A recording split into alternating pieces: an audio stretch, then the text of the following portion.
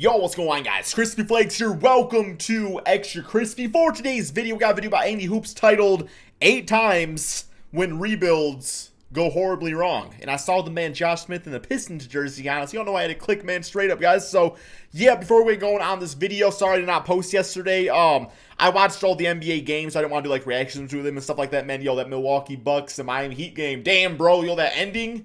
I mean, free throws with 0 seconds left. Yeah, it was kind of crazy. But, yeah, if you all don't mind dropping that like and, of course, subscribe. And if you're into the channel, here we go. Every single team in every single era of NBA history has to go through this. A rebuild. Usually, it consists of blowing up your team. Well, maybe not completely, but getting rid of or losing your core players and trying to go in a different direction. Some are also a lot longer than others. Whether it's relying on draft choices to hopefully develop and carry you. Bro, holy goddamn worm up in there. That is a popping vein. In the future, or relying on trades and signing players to retool your roster. We always hear the stories of success, teams like the Oklahoma City Thunder back in the early 2010s, or the Golden State Warriors a few years later. These teams went from being at the bottom of the barrel to absolute powerhouses. They were in the playoffs. On the other hand, we rarely hear about the times when rebuilds turn into a catastrophe. Yet, it's way more frequent than the success stories. How's it going, folks? My name's Andy, and here are 8 times NBA rebuilds went horribly wrong. Literally every single one of my main channel videos. The Detroit Pistons, the Josh Smith experiment. In 2013, the Pistons' reign of I remember the day this happened, man. Because I was living at my dad's house, and he was on vacation or something from work. So I remember he was home, and I was picking up a hot and ready pizza from Little Caesars. And ironically enough, a few years later, the Pistons switched to the Little Caesars Arena. I'm never eating there again, I just realized. I'm never eating there again, man. Dominating the Eastern Conference has been long gone. At this point, they were in the midst of a rebuild, and it wasn't looking too shabby. Greg Monroe was leading the team, looking like he could be a future star. Andre Drummond and Chris Middleton were rookies, and Brandon Knight wasn't that terrible yet. Wasn't that good either. They had the pieces. They had some talent that could be developed, so the future was looking okay. But then everything changed when Josh Smith came. What did we trade for? In the summer of 2013, the Pistons swung for the fences and took a chance by signing him. As a result, the following season was one of the most egregiously pitiful years the Pistons have ever had. Smith was at the forefront of this. He led the team in scoring with the worst efficiency out. 16.7 rebounds. Yo, I remember him shooting threes every single time this stupid-ass player shot a 3, man. I would cringe. I'm surprised I don't have more face wrinkles, because that entire season, I was just... The entire time, man. Out of any leading scorer in the league. In fact, his true shooting percentage of 46% was the worst out of any player who attempted at least 15 shots a game. Look at that long-ass 2. Now, their record remained the same, which isn't actually good if you think about it, because Smith was now eating up a huge chunk of their salary cap. We literally just stopped paying him from every other young player. By the way, the contract he signed was for 4 years, $54 million. It was a lot of money back then. But he was so bad that he had to get waived just 1 year after signing the deal. He didn't get waived with the amnesty clause, though. They stretched out his contract and ended up paying him until 2020, 6 years after the Pistons got rid of him. This Smith signing set them back for years, and the Pistons could not recover from it. Oh, and let's not forget, the Pistons also signed Brandon Jennings. Hey, Jennings was a nice player. He had an Achilles injury, I believe it was. But before his injury, he was playing like near all-star level basketball. He was playing nice. I was actually a fan. It was just that injury, he never bounced back. In the same offseason as Josh Smith, who became the second leading scorer on the team, shooting a whopping 37%. Hey, before the injury, he was good. He was good.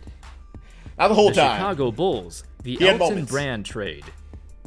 In Brand's first 2 seasons in Chicago, he averaged 20 and 10, one of the best young players in the NBA. Damn, what's his name? He was a coach for the Pistons. I forgot his name. Is that Michael Curry? has seen in a long time.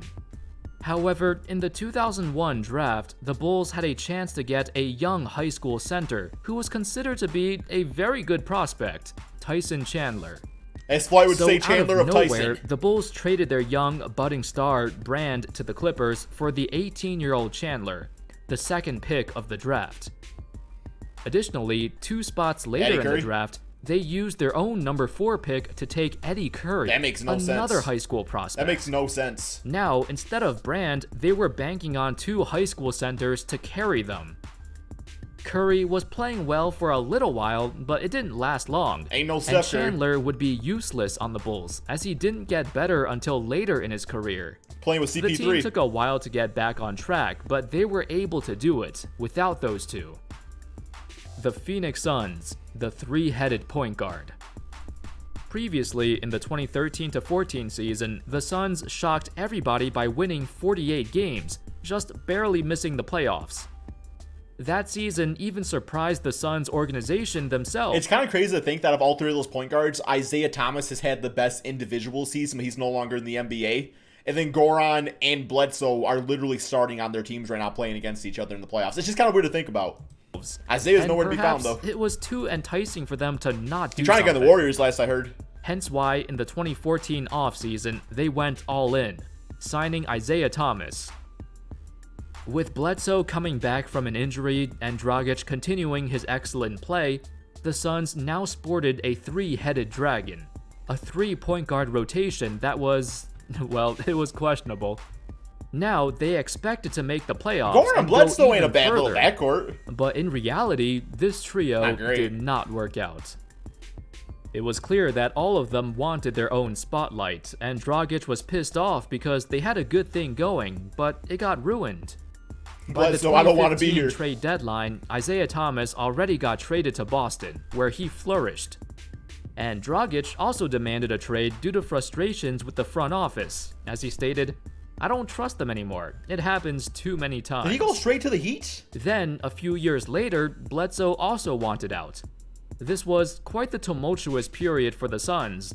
And while things are looking better with Booker, the terrible management and decision-making caused such a long playoff drought. Man, they could use any one of them point guards. Rubio did not have a bad season, but, I mean, Eric Bledsoe and Devin Booker you think would be a decent fit. And it's still But taking a obviously, long time to get back on track. The Brooklyn Nets. Oh, The God. trade with the Celtics. Speaking of taking a long time getting back on track, welcome to the Nets. Literally the definition of buying, like, a stock at its peak. And there's nowhere to go but down. That's exactly what the Brooklyn Nets were trying to do. They were literally trying to, like, steal these old head players thinking they were actually going to, like, help them win a championship. Embarrassing. 2013, this colossal trade happened. Horrible. As you Horrible, can man. see, the Nets got KG, Paul Pierce, and Jason Terry to add onto their roster that already included Darren Williams and Joe Johnson. The problem is, everyone was old as dirt. In return, the Nets gave up. I want you guys to let me know in the comment section below. Right now, what would the Brooklyn Nets roster look like if they were able to keep their draft picks? And what would the Boston Celtics team look like? Because I don't know, like who are the players that the Celtics have drafted over the... Although then again, their draft picks probably would have been better because they wouldn't have had like Jason Tatum and Jaylen Brown. So maybe that's a stupid question. I don't know, man. But it's just crazy that like some of the best players on the Celtics would have been like Nets players or on a different team. A bunch of players that didn't matter, but most Marshawn importantly, Brooks, 3 future first-round Keith picks Bogans, and a pick swap in 2017. Crash. The 2014 pick became James Young. The 2016 Bus. pick became Jaylen Brown. Great player. The 2017 pick became Jason Superstar. Tatum. And the 2018 pick, they used it in a trade to get Kyrie Well, Irving. there we go. While the Nets, on the other Who'd it hand, become? got like one playoff run with Pierce and Garnett on the roster, and then they got crushed by Miami. The funny thing is, if you look back at all the reactions to this trade, everyone thought the Celtics got Wow, wrong. that is insane. I mean, look at these tweets from 2013. Old takes exposed. Am I on there anywhere? Jeez. Probably not. Of course, this trade set them back for a long time.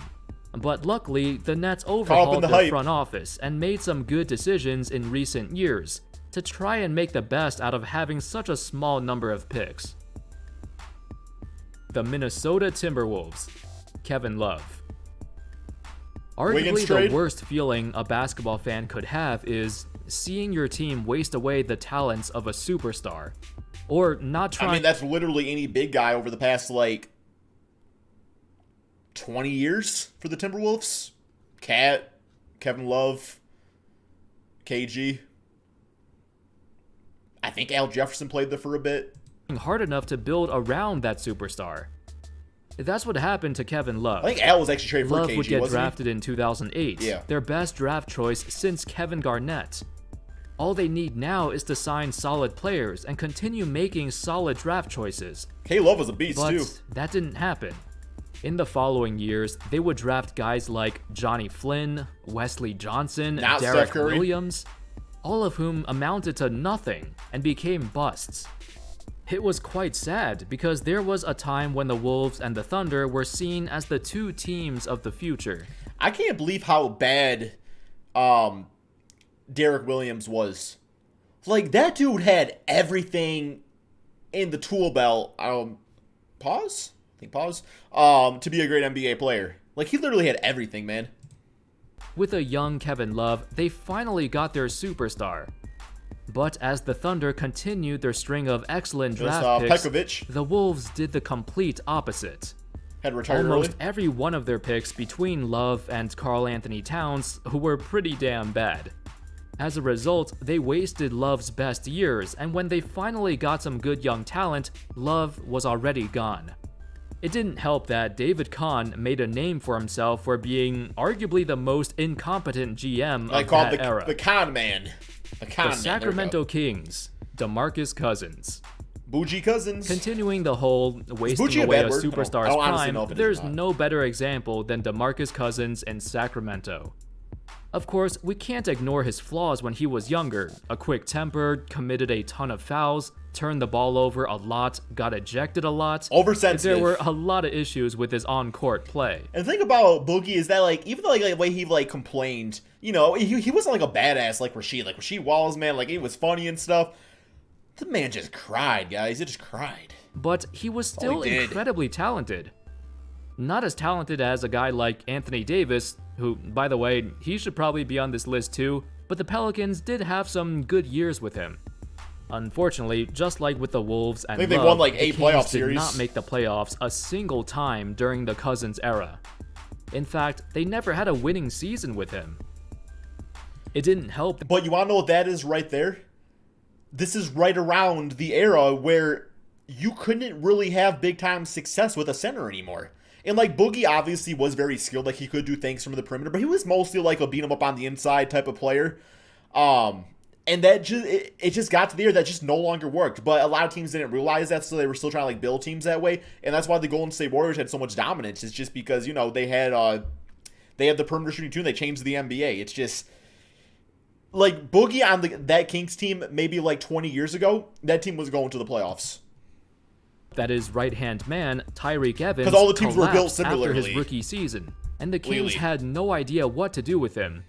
They mismanaged his minutes, his position, and overall, Oh, yeah, they the made team small was a forward a huge lot. mess, even more disorganized than the Wolves during the same time frame.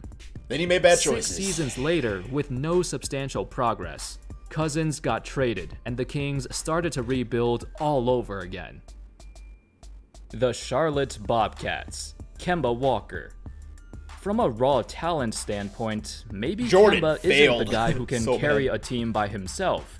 He took a while to develop into the star we all know and love, but we can't ignore the horrible management of the Charlotte Hornets and Charlotte Bobcats.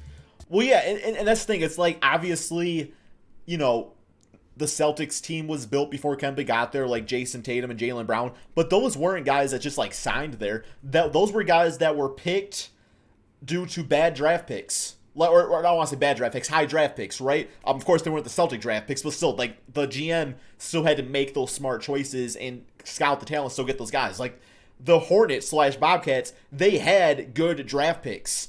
Like, they had good selection areas. So it's not even a matter of, it's like they just drafted poorly. And it's like, so Kemba never got those guys. But, like, so Kemba, once you put him around guys that were actually drafted correctly, the Celtics are having success, right? I don't know if that makes sense or not, but that's pretty much how it is. A lot of it has to do with Michael Jordan, of course. Everything from his terrible draft choices to terrible contract decisions and trades, it's been a rough ride. Besides the short tenure of Al Jefferson and occasionally Nick Batum, Kemba rarely had any help. Yeah, And Batum even was a though horrible he contract. wanted to stay, the front office Big felt Smack like he Biyombo? wasn't worth the max contract he's looking for. So, to top it all off, they completed a sign and trade to send Kemba to Boston in exchange for freaking Terry Rozier, and then they signed him to a massive deal. Was that the only player they got in the trade? Was this straight up just Kemba for Rozier?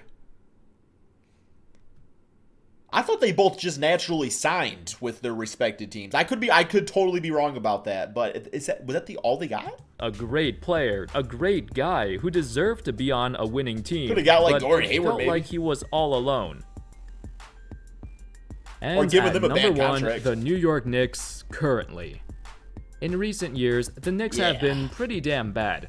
We all know about the whole Porzingis saga. He didn't show up to a meeting with Phil Jackson, and then he criticized the front office while he himself was injured and couldn't play, and finally, he demanded a trade.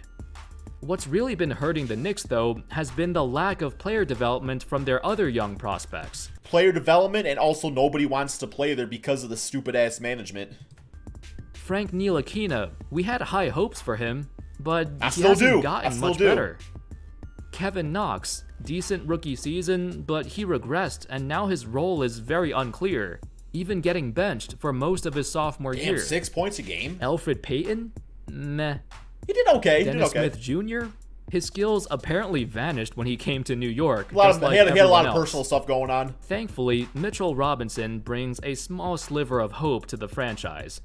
And RJ Barrett, maybe if he develops properly, that would be nice. Could be like Mitchell and Gobert. I know the Knicks have been combo. the laughingstock for a long time, but they deserve some good things.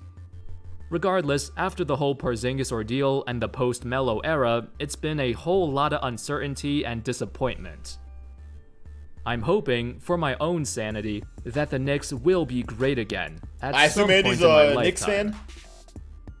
Anyway, that's... Okay, guys, that is the end of the video. What rebuilds do you feel like he missed here? Do you feel like there's any like other teams that just have done like a horrible job, or do you think he pretty much got them all locked down? Thank you all so much for watching, and peace out, my friends.